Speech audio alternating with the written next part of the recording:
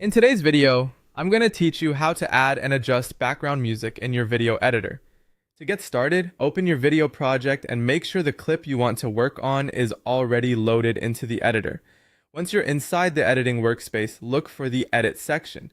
This is usually where you can make changes to the main elements of your project, including visuals, timing, and sound. After you enter Edit, go to the Audio area. This is where you'll manage any music or sound you want to include in the video. From here, you have two options for adding music. You can upload your own music file if you already have a track prepared on your device, or you can choose a song from the built-in music library if your editor provides one.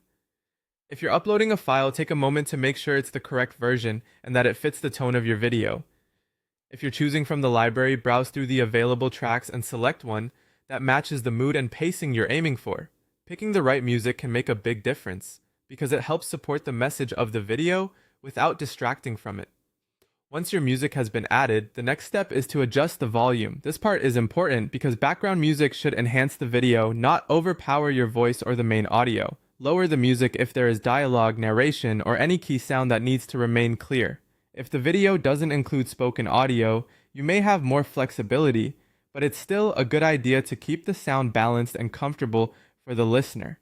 Make small adjustments and preview the result so you can hear how the music sits with the rest of the content. Take your time during the stage and listen carefully from beginning to end, especially if the volume feels uneven or too strong in certain moments. A properly balanced track creates a more polished and professional viewing experience. When everything sounds right, go ahead and save your changes. This ensures the music and volume settings are applied to your project and ready for the next stage, whether that's more editing or exporting the final video. That's it.